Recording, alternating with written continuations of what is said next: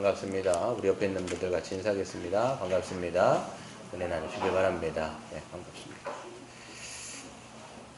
네, 오늘은 레위기 13장, 14장까지 전체를 좀 보도록 하겠습니다. 네, 이제 하나님이 이제 정결법을 주셨습니다. 정결법은 이제 레위기 11장부터 15장까지 해서 정결법 자체가 나와 있습니다. 그래서 이 정결법을 통해서 하나님께서는 언약을 맺은 이스라엘 백성들을 어떻게 이제 거룩하게 살지를 보여주시는 거예요. 그래서 정결법은 이제 10장 10절에 보시면 이렇게 되어 있죠. 제사장은 이제 뭐를 판단하는 거냐면 그러니까 거룩한 것, 속된 것을 구별하고 그 다음에 정결하고 부정한 것을 분별하는 겁니다. 그래서 카테고리는 세 가지예요. 그래서 거룩한 것과 속된 것이 있는데 이 속된 것 안에 정결하고 부정한 것이 있기 때문에 세 가지 카테고리, 거룩하고 정결하고 부정한 것, 이 세 가지가 이제 레위기 전체에 있는 것입니다. 요거를 이제 제사장들은 판단을 해야 돼요. 살면서 이게 일상을 계속 그걸 판단을 내려주고 백성들에게 가르치고 어떤 것이 정결한 삶인지 어떤 것이 부정한 삶인지를 계속해서 제사장은 임무가 그거였어요. 그것들을 해야 하는 임무였다라는 것이지요. 그래서 하나님이 이 정결법 자체가 그렇기 때문에 정결하고 부정한 것을 계속 이제 판단을 하고 그것대로 살아야 되기 때문에 이스라엘 백성들이 이제 그 정결법을 통해서 생각되는 건 뭐냐면 하나님이 우리를 구원하신 하나님이 얼마나 거룩하신 분인지를 계속 생각할 수밖에 없어요. 이 정결법 자체가 외적인 규례로서 주신 건데, 그리고 그 거룩하신 하나님이 언약을 맺은 이 이스라엘 백성 우리에게 어떤 거룩한 삶을 요구하시는지를 계속 이 외적인 규례를 통해서 제시한단 말이에요. 뭐 음식법 같은 거 보세요. 이방 사람들이 다 먹겠지만 이스라엘 백성들은 다 못 먹어요. 이거를 뭐 음식을 하나를 먹을 때도 다 가려가면서 이 정결한 음식, 부정한 음식 뭐 이런 걸 다 어떻게 보면 분별을 해갖고 먹어야 되는 측면이 있는 거죠. 굉장히 까다로운 거예요. 신약을 살고 있는 저와 여러분들은 굉장히 복된 겁니다. 만약에 구약을 우리가 살고 있다면 뭐 음식법이며 뭐 다 여러분들 우리는 제한이 엄청 많을 거예요. 예. 그래서 이 구약 때는 그랬다라는 거예요. 외적인 규례를 통해서 이방 민족과 구별하고 구별의 삶이 이런 것이라는 것을 이제 가시적으로 이제 보여주는 거였는데요. 여기서 거룩하다라고 얘기했을 때 여러분들이 정확하게 좀 인식을 해야 되는 게 온전한 거예요. 거룩한 건 온전한 거예요. 하나님의 창조의 질서에 맞는 게 온전한 거예요. 이게 거룩한 거고요. 즉 구약에서 보면 하나님께 속한 모든 것은 다 거룩한 거다라고 이야기할 수 있습니다. 뭐 성막이라든지 제사장이라든지 그 다음에 성막에 있는 기구들이라든지 그 다음에 제사장에게 드려진 뭐 11조라든지 뭐 이런 건 다 하나님께 속한 것이기 때문에 다 거룩한 것이라고 이 레위기에서 개념을 그렇게 잡고 있습니다. 그 다음에 이제 이 속된 것 중에서 속된 것이라는 게 나쁜 게 아니에요. 그냥 중립적인 가치인데요. 그 중에서도 정결하다라고 얘기하는 것은 이 정결은 그냥 정상적인 것 이렇게 보시면 돼요. 정상적이다 이렇게 보시면 돼요. 그리고 이제 부정한 게 문제인데 이 부정한 것은 비정상적인 것 그리고 기형적이거나 왜곡되거나 틀어진 형태를 다 이 부정하다라고 이야기를 한다라는 것을 우리가 알 수 있습니다. 그래서 뭐 음식법에서는 이제 뭐 굽이 갈라지지 않거나 뭐 되새김질 하지 못하거나 뭐 이런 건 다 부정한 것들이에요. 그 다음에 유출병에서도 우리가 본 것처럼 그 출산을 했을 때 출산한 게 비정상적인 게 아니라 이건 하나님의 창조에서 나오는 거지만 피를 흘리는 것은 부정하다라고 얘기했어요. 그렇죠? 그렇기 때문에 이 사람이 피를 흘리거나 뭐 고름을 흘리거나 아니면 뭐 생식기에서 뭔가 나오거나 그러니까 뭐 줄줄 흘리고 다니는 것은 하나님의 창조에서 봤을 때는 이게 비정상적이라는 거예요. 그러니까 이 하나님의 아름다운 세상에 죄가 들어왔고 이 죄로 말미암아 망가졌거나 아니면 변형됐거나 틀어졌거나 기형이 됐거나 그런 모든 것들을 이제 부정하다라고 하나님께서 말씀하신 거예요. 그렇기 때문에 이 부정한 것은 결코 하나님의 그 거룩한 친 성전 앞에 성막 안에 들어올 수가 없었다라는 문제들이 있었다라는 것이죠. 그래서 이 부정한 것들에서 계속 지금 얘기를 하고 있는 건데요.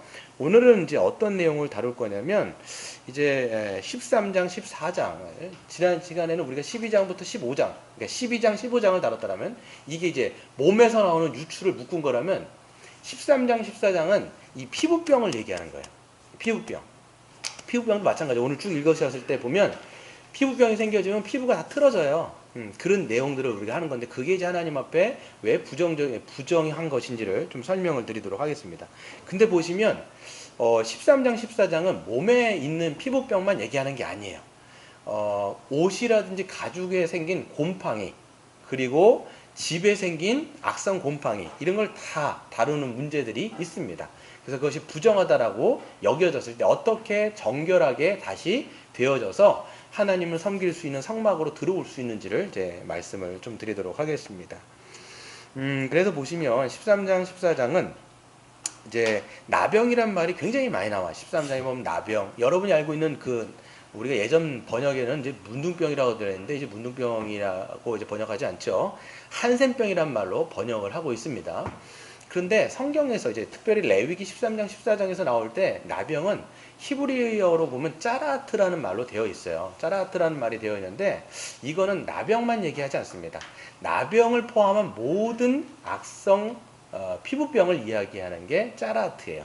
왜 그러냐면 뒤에 보시면 14장에서도 옷에 핀 곰팡이도 짜라트라고 되어 있거든요. 근데 이제 집이 나병이 걸리진 않을 거 아니에요. 그렇죠? 옷이 나병이 걸리지 않을 거 아니에요. 그러니까 이제 짜라트다라고 얘기하면 몸에 걸렸을 때는 이게 악성 피부병이라고 번역하는 게 맞고요. 그 다음에 옷이라든지 건물에는 이게 악성 곰팡이로 번역하는 것이 굉장히 맞습니다.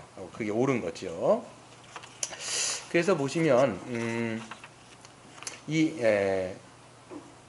짜라트라고 악성 피부병이라고 이제 선언을 이제 누가 하냐면 제사장이 합니다. 제사장은 의사는 아니지만 이거를 이제 일상을 같이 살면서 그 백성들이 가지고 오는 모든 문제에 대해서 판단을 해주는 것이 제사장입니다. 그래서 짜라트라고 얘기하면 이제 부정하다라고 선언하는 건데 이거는 의학적인 관점을 넘어서 제의적인 판단의 결과입니다. 이건 종교적인 어떤 문제가 있는 거예요. 그래서 하나님 앞에 제의적인 관점으로 제사장이 판단을 하는 거예요. 즉 무질서하거나 비정상적인 피부 상태를 짜라트라고 진단을 하게 되는 것이죠. 그래서 오늘 이제 13장 2절부터 제가 좀 빠르게 넘어가면요. 8절까지 보시면 피부에 무엇이 돋거나 그랬죠. 2절에 보면 피부에 무엇이 돋거나 뾰루지가 나거나 그리고 색점이 생기는 경우가 있습니다. 색점이라고 하는 것은 얼룩얼룩해지는 거예요. 피부가 보면 얼룩얼룩해지는 게 있어요. 그런 경우 이런 증상이 있을 때 제사장에게 보여주면 그는 이제 진찰을 합니다. 의사는 아니지만 판단을 한단 말이에요. 근데 보니까 만일 환부 그게 병이 나는 곳이 털이 휘어졌고 환부가 피부보다 우묵해졌다면 여기서 우묵해졌다라고 하는 것은 함몰됐다라는 거예요. 이게 피부가 있으면 이게 환부가 우묵해서 들어가 버린 거예요. 그런 경우가 있다라면 이는 악성 피부병으로 판단되어서 제사장은 부정하다라고 선언을 하게 됩니다. 근데 보시면 제사장이 딱 봤을 때 잘 모르겠어요. 아리까리합니다. 그러면 제사장은 바로 판단을 하지 않고 일주일 정도 기간을 두고 다시 재검을 합니다. 재검을 해가지고 그것이 계속 몸에 퍼지고 있다라면 이거는 악성 피부병인 거예요. 그러면 그때 부정하다라고 선언을 하게 됩니다. 또 두 번째 증상이 있는데요. 9절부터 17절을 보시면 피부에 흰 점이 돋아요. 9절부터 17절에 보시면 그 다음에 털이 휘어져요. 그리고 그곳에 생살이 생기는 경우가 있어요. 여러분 생살이라는 게 뭔지 아세요? 여기서 보면 low fresh라고 돼 있어가지고 아이들 이제 그 아토피에 걸리면 살이 붉게 일어나는데 그게 마치 고깃덩어리 같이 생살이 드러나는 경우가 있어요. 그런 경우를 이야기합니다. 근데 이건 지금 아토피는 아닌 거예요, 지금. 그런 증상이 일어날 경우를 얘기하는 거죠. 생살이 생기는 경우, 그게 건선 피부처럼 나중에 바뀝니다. 건선이라고 하는 건 뭐냐면, 여러분 이제 우리가 의학적으로 보면 피부가 어때요? 각질 같은 게 생기면 이게 은백색이 덮으면서 여기에 각질 같은 게 막 긁어버리면 이게 딱지같이 지고 그게 막 떨어지는 경우가 있습니다. 그런 이제 건선일 경우가 이런 경우에 해당이 됩니다. 그래서 일어나는 경우 제사장이 진찰해서 이것도 마찬가지예요. 악성 피부병으로 판단되면 그 자리에서 짜라트라고 선언을 하게 됩니다. 세 번째 증상이 있는데요. 이제 18절부터 28절까지입니다. 이제 피부에 이제 종기가 생겼다가 나았을 경우가 있습니다. 나았는데 그 환부에 흰 점이 돋거나 불그스름한 얼룩이 생기는 경우, 이 색점이라는 말이 다 얼룩이에요. 그렇게 생겼을 경우에 피부에 생긴 종기가 낫는 과정에서 피부가 감염이 되는 경우가 있어요. 그러니까 낫는 경우에, 낫다가 감염이 되는 경우에, 그랬을 때 그 피부가 또한 화상을 입고 그 부위에 불구스름하거나 희거나 흰 점이 생기는 경우가 있습니다. 이는 화상을 입은 피부가 치유되는 과정에서 마찬가지로 감염으로 생기는 피부병입니다. 그랬을 때 이제 제사장은 진찰하여 악성 피부병으로 판단이 되어지면 부정하다라고 선언을 하게 되는 것이죠. 그리고 네 번째 증상이 있는데요. 이것도 거의 비슷해요. 29절부터 이제 37절까지를 보시면 이제 환부가 어때요? 우묵하고 그 자리가 누르스름하거나 가는 털이 생기는 경우입니다. 이것을 이제 개역개정에는 옴으로 번역이 되어 있어요. 옴으로 번역되어 있는데 옴이라기보다는 실질적으로는 버짐의 일종이라고 얘기할 수 있습니다. 그래서 우리가 지금 의학적인 용어는 황선이라고 얘기할 수 있어요. 황선. 그래서 피부가 누렇게 변합니다. 누렇게 하고 얼룩덜룩하게 변하게 되어지는 것이죠. 그리고 털이 노랗게 변하고 이런 증상이 있으면 또 제사장이 진찰하여서 악성 피부병이란 판단이 되어지면 짜라트라고 선언을 하게 됩니다. 그 다음에 이제 38절부터 39절까지인데요. 보시면 마찬가지로 피부에 흰색 얼룩이 생깁니다. 그런 경우에 성경에는 어루럭이라고 번역이 되어 있는데 이거는 피부가 하얗게 얼룩덜룩해지는 백선의 피부 질환인 거예요. 그러니까 피부가 하얗게 되는 거예요. 이거 여러분 나중에 보시면 그래서 그 모세의 누나가 미리암이 그 모세의 권위에 도전한 적이 있어요. 그래가지고 막 이제 너만 그 하나님의 종이냐, 우리도 하나님 앞에 선지자다 막 이렇게 했을 때 하나님 그 모세의 권위에 도전한 건 하나님의 권위에 사실 도전한 거였기 때문에 하나님은 그 자리에서 미리암을 거기서 나병이 걸리게 하세요. 심판을 내리신단 말이에요. 근데 거기서 보면 몸이 하얗게, 그건 실질적으로 나병이 맞을 거예요. 나병이 돼가지고 몸이 어떻게 되냐면 어린아이가 태어났을 때 그 모든 짓물른 것처럼 이 피부가 막 짓물러지고 고름이 생기고 곰팡이가 생기고 이런 증상이 되어졌을 때 이런 비슷한 모습이 바로 지금 이 38절 39절의 내용들이라는 것을 보게 되는 것이죠. 이런 경우에도 마찬가지로 이제 부정하다라고 선언되고, 마지막 증상은 이제 뭐냐면 머리털이 빠지는 경우예요. 머리털이 이제 빠지는데 이게 그냥 빠지는 게 아니라 비정상적으로 빠지는 겁니다. 그래서 머리가 빠졌을 때 그 빠진 피부에 울긋불긋한 얼룩이 생기고, 그래서 이 머리가 대머리가 되어지는 경우도 제사장은 판단해서 이것을 악성 피부병이라고 선언을 하게 되는 것이죠. 여러분 보시면 쭉 설명을 드렸어요. 그러니까 이제 이게 비정상적이라는 걸 아시겠죠? 하나님의 창조의 질서는 맨들맨들하고 아기 피부같이 살아가는 것이 하나님의 창조의 질서, 인간을 만들어 놓은 원래의 모습이라는 거예요. 그런데 이 세상에 죄가 들어오고 이 몸까지도 이 피부병으로 이 피부가 망가지는 것을 통해서 하나님은 그것을 이제 부정하다라고 말씀하시면서 하시는 건데, 신약은 그렇진 않아요. 구약에서 보면 이 피부병 같은 경우를 보시면 하나님의 심판하고 연결을 많이 시켜요. 아까 제가 말씀드린 그 미리암 같은 경우도 하나님의 심판을 통해서 나병이 걸려버려요. 신약 시대가 아니에요. 구약에는 그런 그림들이 굉장히 많다는 것을 우리는 볼 수가 있단 말이죠. 그래서 그 피부가 기형적으로 또는 비정상적으로 왜곡되고 틀어지고 짓물러져 버리고 이런 것들에 대해서 하나님은 부정하다라고 말씀하시는 경우가 굉장히 많은 것을 구약을 통해서 볼 수 있습니다.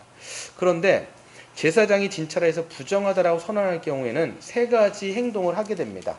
부정하다라고 판단이 된 사람은 오늘 읽었던 이제 뒤에 45절, 46절인데요. 세 가지 행동을 해야 되는데 그게 뭐냐면 첫 번째가 뭐예요?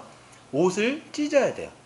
옷을 찢고 그 다음에 머리를 풀고 그 다음에 자기의 윗입술을 가리고 그 다음에 부정하다 두 번 외쳐야 돼요. 왜 그러냐면 제의적인 관점에서 이 사람이 부정하게 되어졌기 때문에 다른 사람이 오는 것을 막는 거예요. 나는 부정한 자가 되었기 때문에 내 근처로 와서 나를 만지면 당신도 부정하기 때문에 그렇게 하지 마라 라고 하는 그런 액션으로 이런 액션들을 취하게 되는 것입니다. 근데 이건 보시면 이렇게 세 가지 행동을 하는 것을 보시면 나중에 이제 성경을 보면 언제 하는 행동이냐면 사람이 죽었을 때 장례식 때 하는 행동이에요. 왜 이런 행동을 하게 되냐면 죽은 자에 대한 애통함을 이 표현으로서 이 세 가지 행동을 하게 되어집니다. 그런데 보시면 지금 피부병에 걸린 사람이 이런 행동을 한다는 말이요. 그게 왜 그러냐? 신학자들은 이렇게 이야기합니다. 마치 피부가 이렇게 얼룩덜룩해서 부정해진 것은 마치 죽은 자와 비슷하게 방불하게 되었기 때문에 이런 동일한 행동을 한다라고 이야기를 하고 있습니다.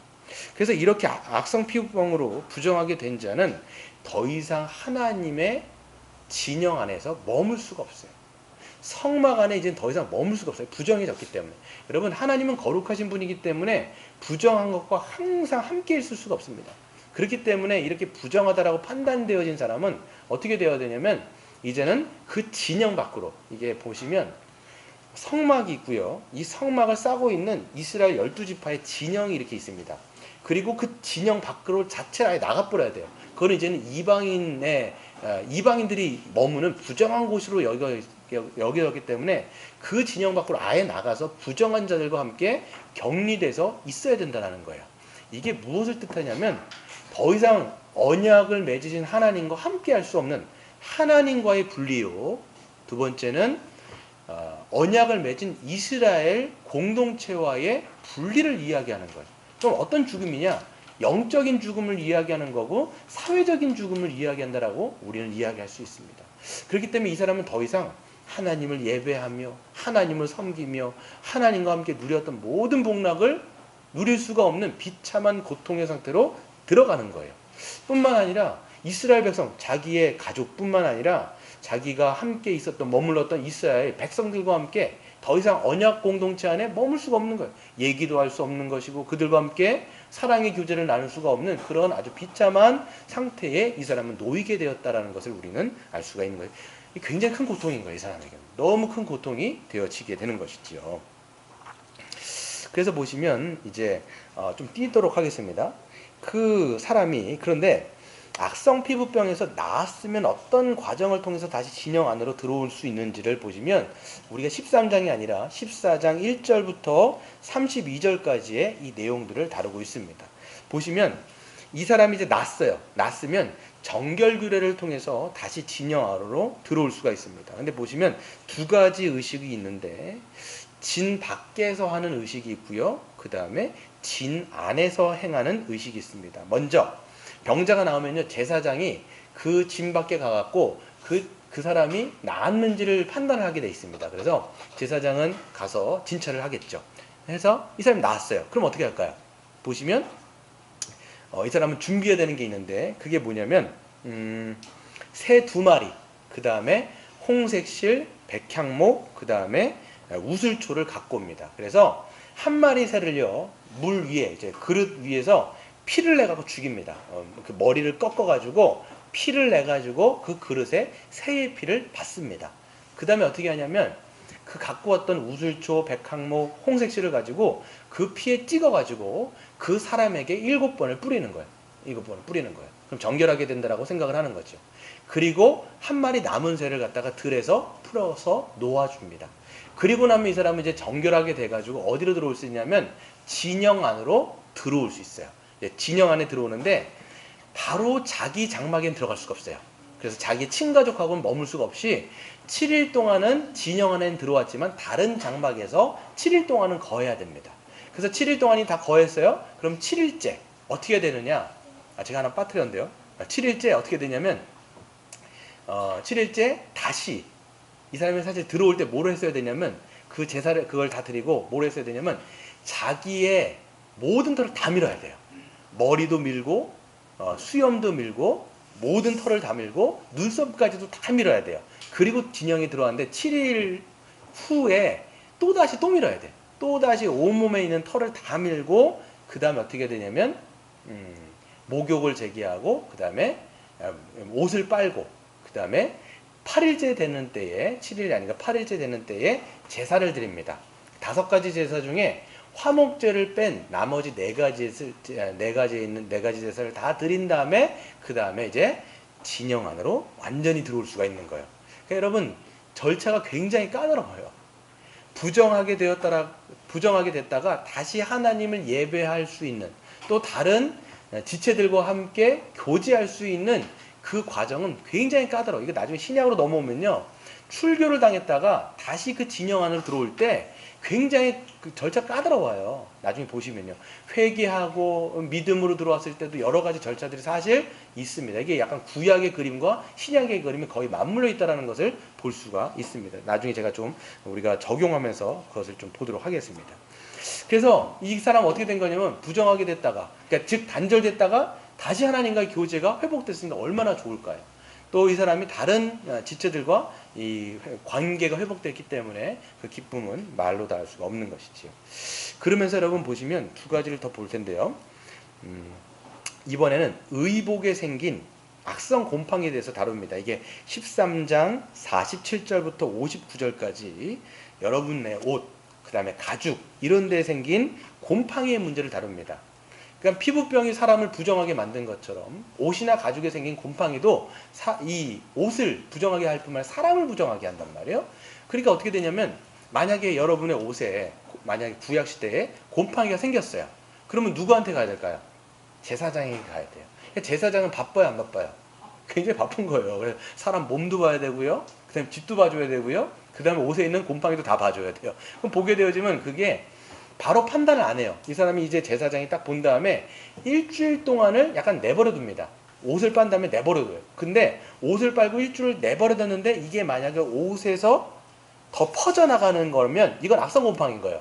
그러면 이걸 어떻게 해야 되냐면 그때는 부정하다, 짜라트라고 얘기하고 옷 자체를 불에다가 완전히 소각을 시켜버립니다. 완전 불태워버리는 거예요.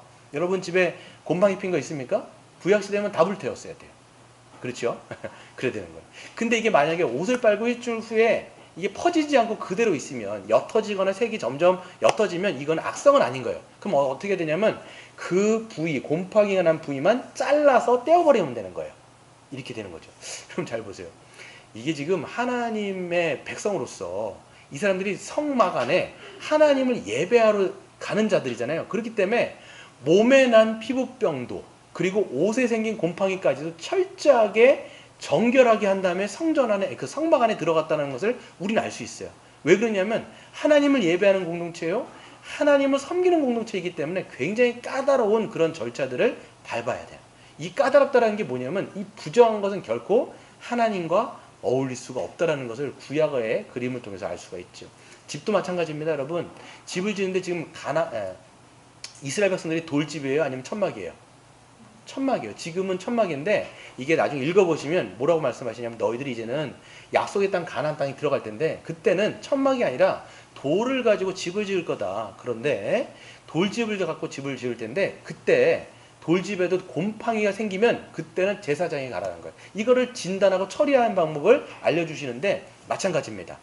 이제 집을 지었어요. 집을 지었는데 어떤 곰팡이냐면 푸른 곰팡이라든지 붉은 곰팡이가 생기면 제사장에게 가라는 거예요. 그럼 제사장은 가는 게 아니죠. 집을 들고 갈 수는 없으니까 제사장이 집을 와요. 오게 되면 그것을 이제 확인을 합니다. 제사장 바빠요. 그러니까 이거 판단을 한 다음에 어떻게 하냐면 이것도 일주일을 내둡니다. 그래서 이게 더 퍼지면 악성이라고 진단을 하고 만약에 악성이 되면 어떻게 될까요?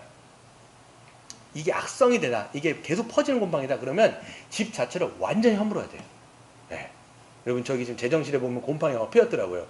구약 시대면 돌을 빼든가 아니면 여기 보면 이제 악성이 아닐 경우는 돌만 빼면 돼요. 돌만 빼고 흙을 갈아가지고 거기다가 채우면 되는데 그렇게 돌을 채우고 흙을 갈았음에도 불구하고 곰팡이가 또 번져요? 그럼 이건 악성인 거예요. 그랬을 때는 이 집을 남겨둘 수가 없습니다. 어떻게 되냐면 그 집 자체를 완전히 허물고 완전히 부셔가지고 그 자재들 있잖아요. 이 자재들을 다 가지고 어디로 가냐면 진영 밖에 부정한 장소에다 갖다 버려야 돼요. 폐기 처분을 해야 된다라는 거예요.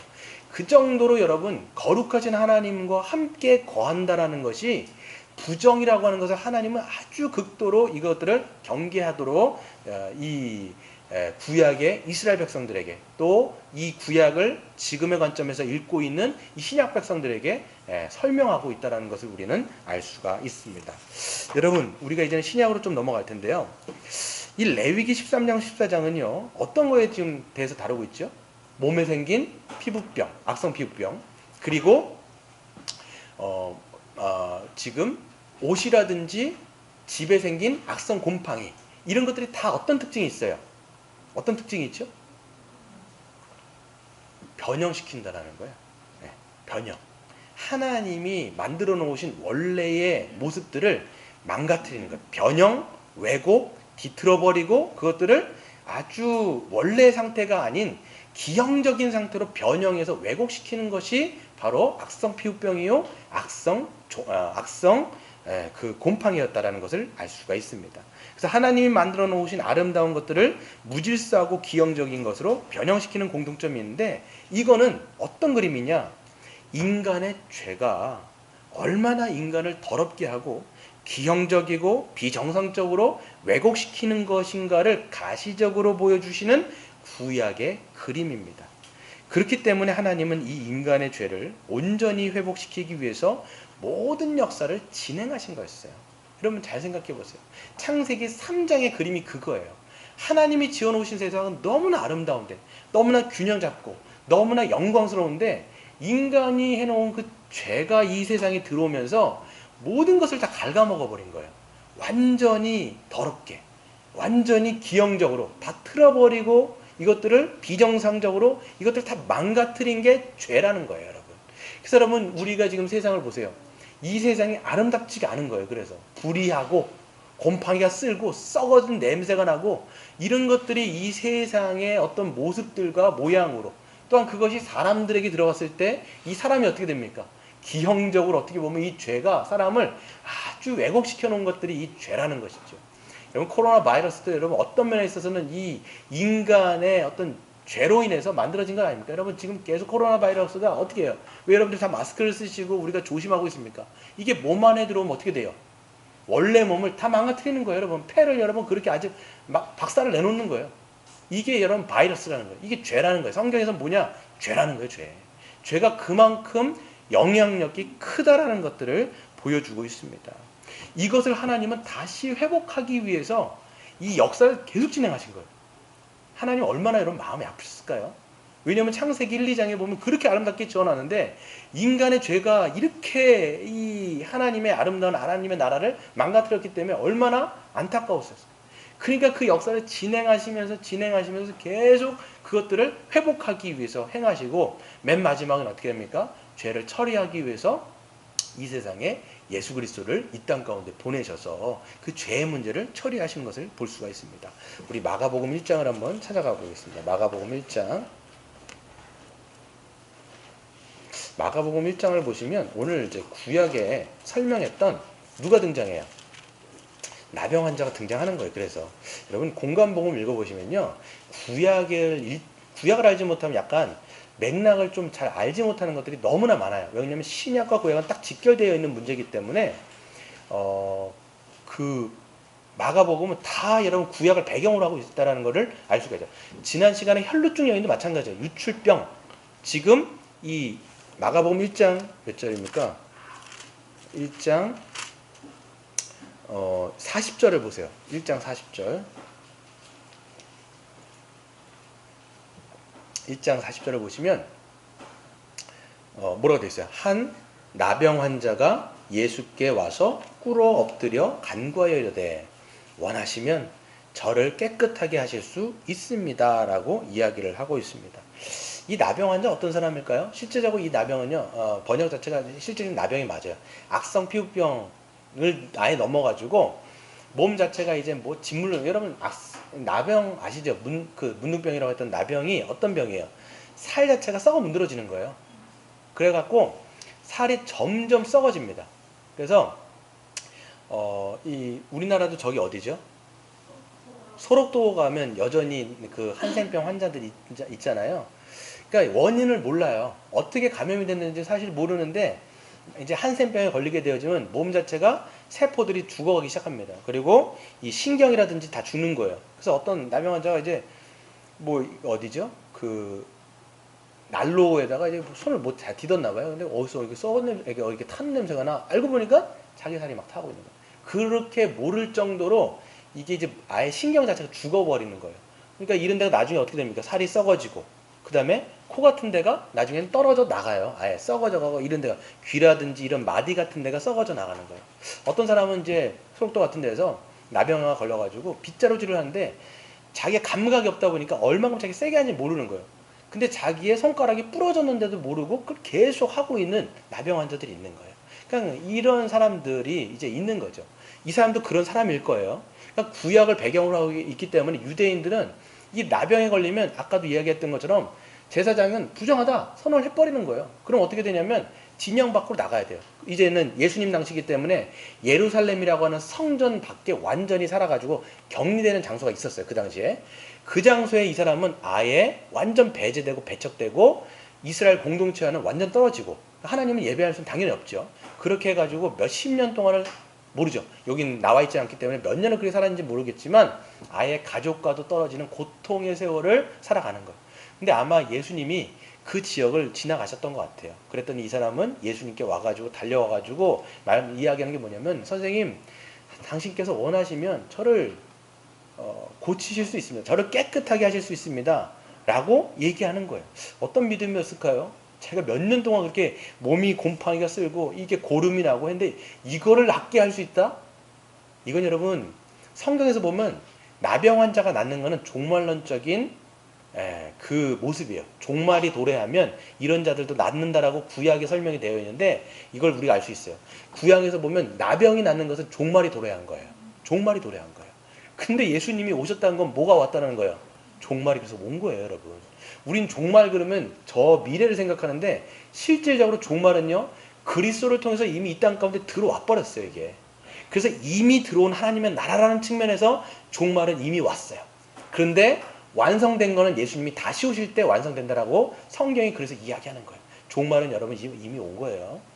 그래서 보면 예수님이 딱 보시면서 그의 얼굴을 쳐다봤는데 너무 고통스러운 것이죠.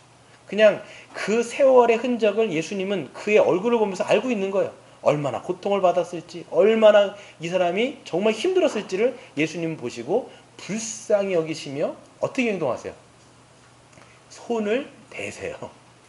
이게요, 구약시대는 있을 수가 없어요. 손을 대면 예수님이 부정해지는 거예요. 근데 예수님은 그냥 그 사람의 몸에 얹으시는 거죠. 여러분 생각해 보세요. 누가 그 사람의 몸을 만진 적이 있을까요? 그 사람이 나병 걸린 다음에? 한 명도 안 만졌을걸요. 사람들은 그 사람이 오는 걸 극도로 아주 경계했을 거란 말이에요. 그럼 누군가가 여러분 옆에 나병 환자가 왔다고 생각해 보세요. 여러분 막 깊어서 안아줄 수 있을까요? 저도 힘들 것 같아요. 나도 걸릴 수 있고, 그 다음에 그 몸 자체가 썩어서 곰팡이가 아니라 고름이 생기고 썩어져 문드러져 가고 있는 이런 상황 가운데 누가 그 몸에다가 손을 대냐고요. 근데 예수님은 그의 몸에 손을 대셨어요. 그러면서 뭐라고 말씀하시냐면, 내가 원하노니. 이게 하나님의 마음이에요. 내가 원하노니. 내가 원하노니 깨끗함을 받아라. 깨끗함을 받아라. 여러분, 예수님의 그 놀라운 선언을 하신 다음에 어떻게 되냐면 곧 이렇게 돼 있어요. 곧. 마가복음을 보시면 곧 이렇게 돼 있어요. 이게 뭐냐면 그 말한 즉시 어떻게 되냐면 나병이 떠나가고 아주 그 몸이 깨끗하게 나은 거예요. 어떻게 되냐면 지금까지 고름이 있고 썩어 문드렸던 거기 만약 뭐 이런 것 같아요. 저도 뭐 그 현장에 우리가 있진 않았지만 아마 그 살결들이 다 쓸려나가고 물로 씻었을 때 이런 것들이 다 이런 고름들이 다 없어지는 것처럼 이것들 다 씻겨져 나가고 거기 그 짓물렀던 살 속에서 새살이 돋으면서 우리 같이 그냥 평범한 살로 이게 싹 바뀌는 거예요. 얼마나 놀랐을까요, 이 사람이? 평생을 어떻게 보면 그렇게 살았을 텐데 자기의 살이 그렇게 깨끗하게 씻겨져 나가는 것을 보면서 굉장히 놀랐겠죠. 당황하고 있는 그 사람에게 예수님은 말씀하십니다. 44절에 보면 삼가 아무에게도 아무 말도 하지 말고 가서 내 몸을 제사장에게 보이고 네가 깨끗하게 되었으니 모세가 명한 것을 드려 그들에게 입증하라. 지금 오늘 읽었던 구약의 내용을 다 지금 얘기하고 있는 거예요. 정결의례를 다 한 다음에 어떻게 하라는 거? 이제는 제사장이 판단하면 어떻게 되는 거예요? 다시 하나님을 예배하고 이스라엘 커뮤니티에 들어와서 이제 모든 관계를 회복할 수 있게 되는 문제가 있는 것이죠. 여러분, 이것을 통해서 우리가 알 수 있는 것이 있습니다. 우리는 이 신약의 나병 환자를 보면서 누구를 봐야 될까요? 우리 자신인 거예요, 사실. 네. 이게 그림이 그냥 그 나병 환자가 그 사람만 해당하는 게 아니라 신약을 썼을 때는 이 신약은 우리를 계속적으로 비춰주고 있는 겁니다. 우리가 하나님 앞에 얼마나 망가져 있는 죄인인지를 계속 보게 하는 거예요. 죄가 우리로 하여금 하나님 앞에 설 수 없는 문둥병에 걸린 나병 환자와 같이 우리를 기형적으로, 여러분 죄는요 우리의 인격 전체를 여러분 좀먹습니다. 그래서 우리의 생각과 우리의 정서와 우리 의지를 전체를 다 틀어놓기 때문에 마치 피부병에 걸린 그 사람처럼, 그러니까 나병 환자처럼 우리 자신이 그렇다라는 거예요. 왜 사실 우리는 보면요, 우리 모습은 그냥 평범하잖아요. 근데 우리 마음은 어떠냐라는 거예요. 성경은 딱 얘기하는 거예요. 나병 환자가 걸렸다라는 거예요. 우리 전체 다. 그렇기 때문에 우리는 하나님 앞에 설 수 없는 죄인이며 하나님을 예배하거나 또 우리가 서로 사랑할 수 없는 그런 자들이었다라고, 고름이 흘러 고약한 냄새가 나는 것이 바로 우리의 영혼이었다라고 하나님은 말씀하시는 거예요. 근데 어떤 일이 벌어졌냐면 그 나병 환자에게 벌어진 그 놀라운 일이 우리에게 벌어졌다라는 거예요. 이걸 여러분 기억하셔야 돼요. 복음을 믿는다, 그리스도를 우리가 영접한다, 그리스도께서 우리를 만나주셨다. 그리스도께서 우리를 만나주실 때 어떻게 말씀하시냐면 내가 원하노니 너희가 깨끗함을 받아라 라고 말씀하신 그 주님의 선언 때문에 우리가 그 모든 나병과 같은 우리의 짓물렀던 곰팡이가 쓸었던 이 고름이 났던 문드러졌던 우리의 영혼이 정결케 되어지는, 완전히 새로운 살이 만들어지는 역사가 일어난 것이 바로 우리 자신이라는 거죠. 여러분이 그리스도를 참되게 믿는다라면, 그리스도를 만났다라면, 그리스도를 영접했다라면, 그분이 여러분을 만졌다라면 우리는 이제는 이런 나음을 얻었다라는 것을 우리는 알 수가 있는 것이죠. 그렇기 때문에 하나님과의 교제가 회복되어지고 공동체 가운데 우리가 서로 여러분 어떻게 됩니까? 그 나병이 나은 자들끼리 함께 만나서 교제하고 그 커뮤니티가 회복된 공동체가 바로 뭐라고 얘기하는 거예요? 바로 교회라고 우리는 선언하고 있는 것입니다. 여러분, 이 놀라운 일이 여러분의 삶 가운데 일어났다는 걸 여러분 믿으십니까, 여러분? 네. 이게 감사한 거예요, 여러분. 이것만큼 여러분 우리가 감사하고 감사할 일이 어디 있겠습니까? 그렇다면 여러분 우리가 이것을 우리가 안다라면, 나에게 일어난 놀라운 변화를 우리가 안다라면 어떻게 살아가야 되느냐가 우리에겐 또한 큰 문제라는 거예요. 그냥 우리가 낫고 천국 가면 땡 이렇게 하면 되는데 그게 아니잖아요. 여러분, 우리가 구원받았다라고 하는 것은 이 나병에서 낫다라고 얘기하는 거예요. 그 나병에서 낫으면 그냥 하나님께서 천국으로 보내주시면 되는데 그렇지 않죠. 이 땅에서의 삶을 우리가 쭉 살아가요. 40년씩 50년씩 90년씩 살아간단 말이에요. 그러면 하나님이 이 땅 가운데서 나병을 고쳐주시고 우리를 새롭게 하신 목적이 뭐겠어요? 거룩한 삶이에요. 이제는 부정한 삶이 아니라 이젠 거룩한 삶으로, 정결한 삶으로, 비정상적인 삶이 아니라 정상적인 삶을 추구하며 우리에게 살라라고 우리에게 말씀하신다라는 거예요. 여러분, 나병 환자의 여러분 삶을 한번 생각해 볼까요? 이 사람 완전 깨끗이 나았어요. 어떻게 살았을 것 같아요, 여러분? 예, 모든 게 새로운 거예요. 자기가 새롭게 된 것 자체가 너무 놀라운 거예요. 그러면서 그는 일상을 살아갈 때 하루하루가 소중하지요. 자기의 손을 볼 거예요. 자기의 얼굴을 볼 거예요. 자기의 몸을 볼 거예요. 야, 어떻게 내가 이렇게 바뀌었을까? 어떻게 이렇게 내가 새로워졌을까? 라고 하면서 자기의 새롭게 되어지는 모습을 보면서 하나님 앞에 감사하고 하나님을 예배할 때 감사와 감탄을 하고, 그 다음에 어떻게 합니까? 자기가 이렇게 새로운 모습이 되었기 때문에 다른 지체들과 이제는 어울릴 수 있잖아요. 그렇잖아요.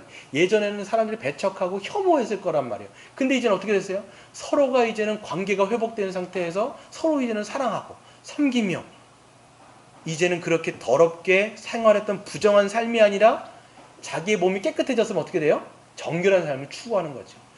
TV에 보니까 신박한 정리. 그걸 보니까 집이 막 지저분, 뭐 연예인 집이라서 뭐 지저분하진 않아요. 제가 보니까 저 정도는 진짜 깨끗하다는 생각을 하긴 하는데, 그 사람들이 이제 한 연예인 나왔어요. 윤은혜가 나왔는데 이제 쉐어하우스를 하다 보니까 집이 지저분해진 것 같아요. 근데 이제 한 번 와갖고 이제 신박 그 두 사람이 와갖고 한번 쫙 깨끗해졌어요. 그러니까 이제 사람이 여러분 지저분할 때는 그냥 지저분하게 살잖아요. 그런데 한번 이게 한번 싹 대청소를 한 다음에 깨끗해진 다음에 어떻게 해요? 집에 깨끗하게 살지요. 그런단 말이에요. 우리가 한번 깨끗하게 대청소를 하면 그 다음부터는 집을 어질르기 싫어한단 말이에요. 더러워졌을 때 그냥 더럽게 살아가는 게 당연하다고 생각하는데 깨끗해지면 이제는 이제 새롭게 한단 말이에요. 우리 이제 규산집사네 새로 아주 집 팍 했는데 이제 깨끗하게 살 거 아니에요. 지금 얼마나 깨끗하게 맨날 닦고 그럴 거 아니에요. 이제 규산집사 막 닦고 또 닦고 닦고 또 닦고 막 하네. 반질반질 한단 말이에요. 여러분 그게 우리 집이 아니라 우리가 됐다라는 거예요. 우리 자신이 완전히 새롭게 되었기 때문에 이제는 우리가 이 과거에 오늘 아까 우리 하이델베르크에서 보면 옛사람은 죽었단 말이에요. 여러분 옛사람이 죽었기 때문에 그 옛사람으로 돌아가지 않으려고 우리는 무던하게 노력을 할 것이고요. 믿음으로 날마다 순종하면서 하나님의 거룩한 삶을 추구하며 그렇게 살려고 우리가 애를 쓸 거란 말이죠. 그렇게 사시는 여러분 되시기를 바랍니다. 여러분 우리가 나병에서 벗어났다라고 이야기는 하지만 이 죄의 문제는 우리의 삶 속에 집요하게 여러분 걸고 넘어진다라는 것을 아셔야 돼요. 적용을 하나 해보면요. 오늘 보시면 그 피부병이 곰팡이가 기형적으로 틀어버리고 왜곡시켰잖아요. 죄가 그래요. 죄라고 하는 것이 우리 인격 안에 들어오면요. 우리의 인격을 망가뜨립니다. 그래서 비정상적이고 기형적으로 만들어 놓는 것. 우리의 생각을, 우리의 사고를, 우리의 정서를, 우리의 모든 인격과 우리의 의지를 다 비틀어서 왜곡시키는 것인데 그것들을 우리가 여러분 경계하지 않으면 그걸 내버려두면 이 우리의 인격이 망가지는 상태로 계속 간단 말이에요. 여러분 죄라고 하는 것이요. 지금 현대 시대는 막 그냥 뭐 분노 장애다 뭐 이렇게 무슨 장애다 자꾸 이렇게 얘기하는데 성경은 장애란 말을 안 써요. 성경은 뭐라고 하냐면 죄다 얘기해요. 아예 죄를 갖다가 인격처럼 얘기할 때가 많습니다. 그러니까 여러분 죄가 안에 들어온다고 생각해 보세요. 미움이라든지 뭐가 있을까요? 증오라든지 분노라든지 여러분 막 처음부터 미워하지 않습니다. 뭐가 있어요? 섭섭함. 여러분 보면요. 막 처음부터 미워하는 게 아니라 섭섭이가 그렇게 여러분 무서운 거예요. 섭섭이. 여러분 안에 있는 섭섭이 있습니까? 섭섭이가 들어오면 이게 사람을 계속 뭔가 미워하게 만들고 누군가를 싫어하게 만들고 어떤 게 이게 자꾸 커지면 분노하게 만드는 거예요. 계속 분노하게 만드는 거예요. 그러니까 여러분 이런 것들이 들어왔을 때 우리가 어떻게 해야 되는지 여러분 그런 미움, 분노, 증오 이런 것들은 여러분의 생각을 뒤틀어버려요. 정서를 뒤틀어버려요. 우리의 의지를 뒤틀어버려요. 그렇기 때문에 정상적인 사고를 하는 게 아니라 자꾸만 누군가가 계속 미워지고 싫어지고 그래서 그 사람을 어떻게 하고 싶은 거예요. 뭐 크든 작든 보복하고 싶은 거예요. 그래서 이게 왜 그러냐면 우리의 생각이 지금 비정상적으로 여러분 하나님의 정상적인 사고는 뭐예요? 하나님의 정상적인 세상에서 만들어 놓으신 건 뭐예요? 사랑하고 섬기고 이게 정상적인 거예요. 근데 비정상적으로 틀어졌다라고 하는 건 뭐냐면 어떻게 해서든지 내가 보복하고 싶고 크든지 작든지 그리고 이런 것들을 생각하게 만들고 미워하게 만들고 계속 이런 것들이 따라가게 하면서 잘 생각해야 돼요. 내가 지금 인격이 지금 망가지고 있구나 생각하셔야 돼요. 죄가 들어와서 이게 지금 망가지고 있구나. 교회에서 그리고 여러분의 가정 안에서 여러분의 직장 안에서 그런 일들이 생기면요. 여러분의 인격이 망가지는 거예요. 자꾸만. 여러분 인격이란 말이 뭐냐면 여러분의 됨됨이거든요. 그게 자꾸만 틀어진다고 생각하면 이게 나도 모르게 내 영혼이 망가지고 있다고 생각하면 이건 어려운 문제지요. 그래서 여러분 사무엘상을 보면요. 이 문제에 아주 그냥 한평생을 그 시간을 허비한 사람이 나와요. 누가 나오냐면 사울이라고 하는 왕이 나옵니다. 여러분 사울이라는 사람이 평범한 왕이었어요. 그냥 물론 이제 여러 가지 있는데 평범한 왕이었어요. 근데 이 사람이 이제 왕으로서 있다가 어떤 사건이 벌어지냐면 골리앗이라는 엄청난 장수가 있는데 그 골리앗을 누가 해치웠어요. 다윗이라는 애가 와가지고 아무것도 아닌 애가 와가지고 해치웠단 말이에요. 그러니까 여인들이 바깥에서 떠드는 거예요. 뭐라고 얘기하냐면 사울이 죽인 사람은 천천히요. 다윗이 죽은 사람은 만만이다. 누구를 더 지켜세운 거예요? 다윗을 더 지켜세운 거예요. 이거를 딱 듣더니 심히 노하여 분노하고 마음속에 섭섭이가 아니라 아예 미워하는 감정이 확 들어와 버린 거예요. 그런 얘기를 한다고? 그러면 저 다윗 놈이 갖고 갈 게 뭐야? 이 나라밖에 갖고 갈 게 더 있겠어? 하면서 자기가 나라를 뺏길 거에 대한 굉장히 두려움에 사로잡힙니다. 그때부터 미움이란 감정이 딱 들어오면서 그를 완전히 휘둘르는데 어떻게 하냐면 그 다음 구절에 뭐냐면 하나님의 악신이 그에게 강력하게 임한다 이런 표현이 있어요. 그러니까 저는 이제 이거를 물론 적용하는 측면이지만 미움과 징후와 분노는요 우리를 완전히 미친놈처럼 어떻게 보면 막 할 수가 있어요. 우리가 막 이게 막 틀어진다니까요. 여러분 그런 적 경험해 보셨는 적 있나요? 뭐 누군가 막 미워요, 막 누군가에 대한 감정이 안 좋아요.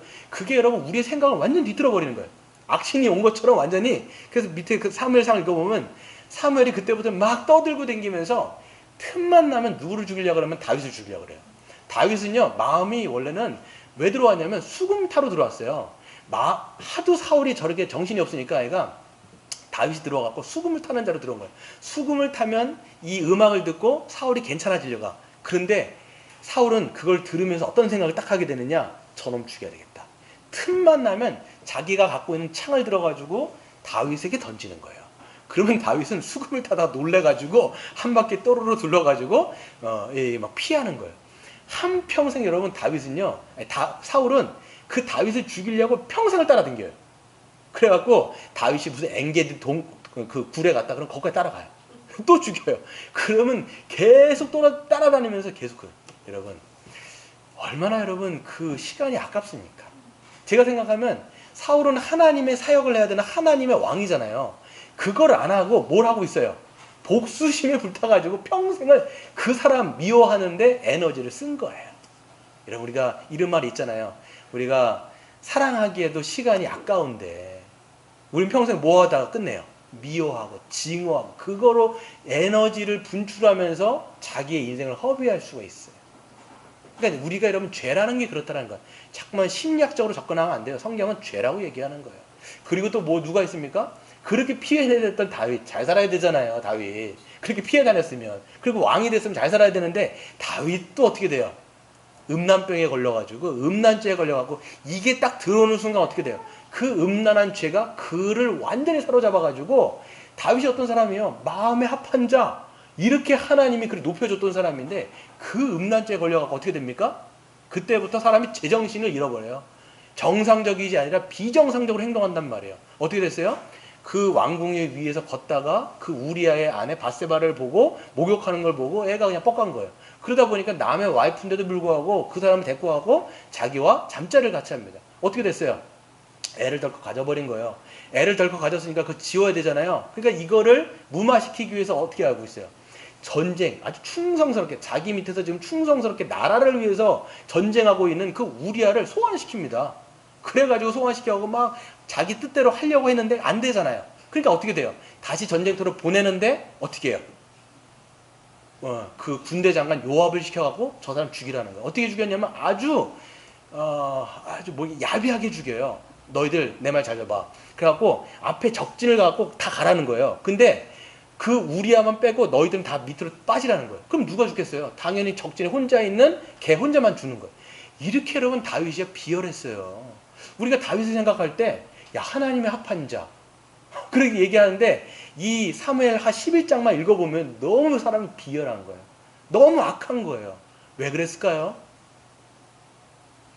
죄예요, 죄. 죄가 사람을 그렇게 비열하게 만들고 비인격적으로 만들고 그렇게 비정상적으로 사람의 인격을 완전 틀어버리는 것이 바로 죄라는 것을 알 수 있는 것이죠. 여러분 우리는요 사람을 괴물처럼 만드는 이 죄에 대해서 우리는 늘 경각심을 가져야 됩니다. 사람이 원래부터 그런 게 아니에요. 제가 보면 여러분 잘 생각해보세요. 원래 괜찮았던 사람도 한순간 몸이 이상해져 있는 거예요. 왜 그럴까요? 죄를 계속 허용한 거예요. 그냥 목회자들도 조심해야 되는 게 뭐냐면 괜찮은 목회자들도 끝판에 가면 사람이 야 어떻게 저렇게까지 할 수 있을까? 라고 생각할 정도로 비이성적이 돼버린 거예요. 왜 그랬을까요? 죄예요. 죄가 그를 그렇게 틀어버린 거예요. 인격을 틀어버린 거예요. 그건 여러분 그 사람만이 아니라 저나 여러분들 마찬가지예요. 저나 여러분들도. 우리는 항상 그렇기 때문에 이 죄가 우리 안에서 우리의 인격을 망가뜨리는 것을 조심하고 어떻게 해야 됩니까? 그 죄에 대해서 우리는 단호하게 죽일 수 있어야 돼요. 그냥 죽일 수 있는 힘은 사실 우리에게는 없는 것 같아요. 우리 스스로는 그걸 못 죽여요. 어떻게 됩니까? 그리스도를 붙잡아야 돼요. 그래서 예수 그리스도를 다시 믿음으로 붙잡을 때 그리스도께서 우리를 그 나병에서 건져내셔서 새롭게 하신 그 예수 그리스도께서 우리를 또 날마다 새롭게 하시지 않으면 우리는 시간이 지나면서 계속 그 죄를 내버려둘 경우에는 그것이 우리를 좀먹어서 괴물처럼 만들어 버릴 수가 있는 것이죠. 날마다 죄에 대해서는 죽고 하나님의 믿음 앞에서는 순종하시면서 여러분 변화되시는 여러분 되시길 바랍니다. 여러분 제가 이걸 딱 생각하다가 뭐가 되냐면 두 가지가 생각나는 거예요. 변질될 것인가 변화될 것인가. 여러분 변질되고 싶으세요? 변화되고 싶으세요? 변화되고 싶은 거예요.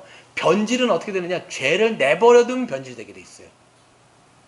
저 사람 저렇게 안 했는데 저런 사람이 아니었는데 왜 그랬을까? 변질된 거예요. 근데 여러분 성령의 사람은 믿음의 사람은 뭐냐?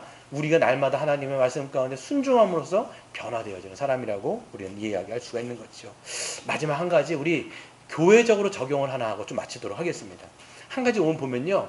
이 죄에 대해서 이 악성 곰팡이에 대해서 어떻게 합니까? 잘라버려요.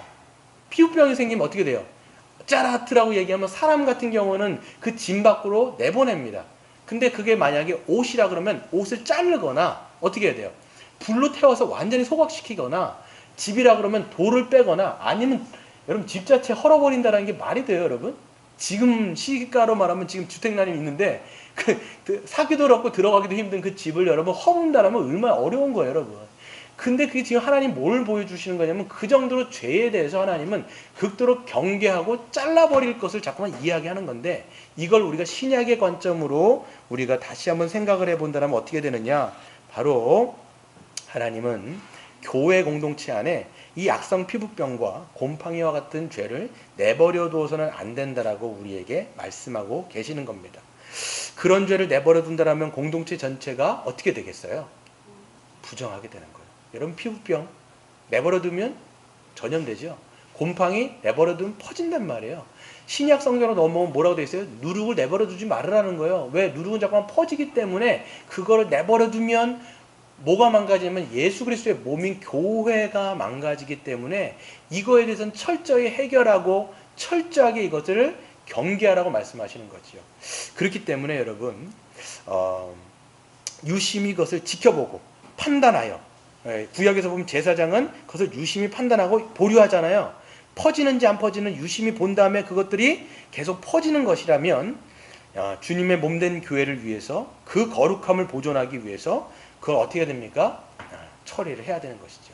이거는 제가 교회로 온 시간 때 말씀을 드렸을 거예요. 죄가 생기면 어떻게 됩니까? 1대1로 먼저 가서 건면하고 그래도 안 되면 어떻게 됩니까? 두세 사람 증인이 같이 가서 그것들을 회개할 것을 요청하고 회개하면 그 사람을 얻는 것이지만 계속 끈질기게 그 죄에 대해서 돌이키지 않고 그 오염 있는 상태를 계속 내버려두면 어떻게 됩니까? 나중에는 교회에게 알리고 교회가 나중에는 움직이고 그래도 교회 당에서 장로교로 하면 당회에서 그것들을 이야기했음에도 불구하고 그에 대해서 고집을 피우고 회개하지 않고 돌아서지 않는다면 어떻게 됩니까? 그때는 어떻게 돼요?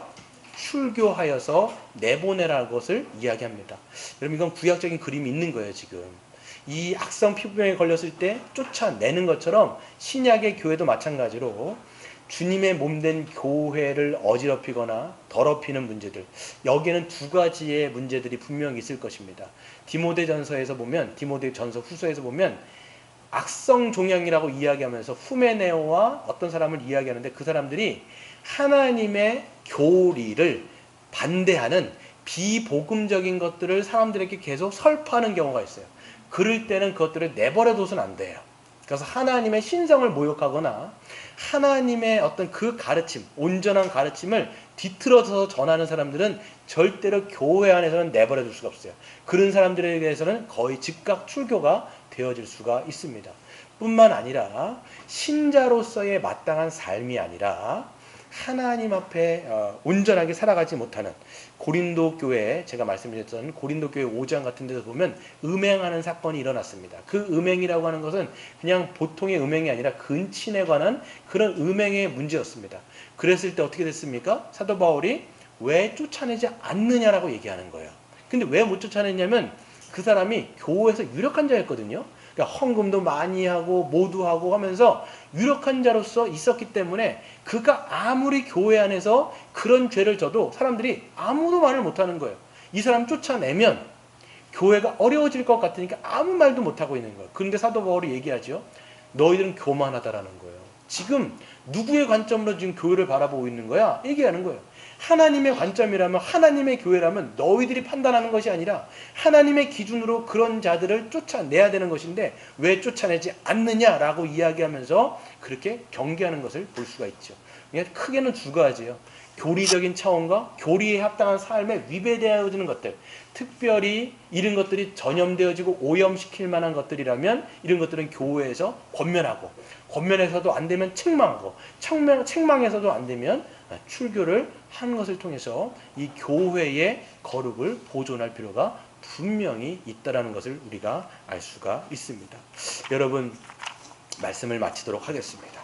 여러분, 우리는요, 살면서 여러분들이 이제 내일부터 일상을 살아가실 때 잘 생각하셔야 돼요. 나는 누구인가? 새롭게 된 나는 누구인가 생각하시고, 죄가 여러분 자신을 흔들지 않도록 여러분 경계하시고, 이걸 살펴보면서 기억하면서 날마다 하나님 앞에 거룩하게 살아가는 것이 무엇인지를 생각하고, 또 우리가 교회를 봤을 때도 이 교회 공동체 안에 어떤 누룩들이 들어와 있는지를 우리가 경계하고, 또 그런 것들이 들어오지 않도록 우리가 막아서는 것이 저와 여러분, 우리 공동체 전체를 보호하는 길인 줄로 믿고 그렇게 나아가시는 저와 여러분 되시기를 주의 이름으로 축원드립니다.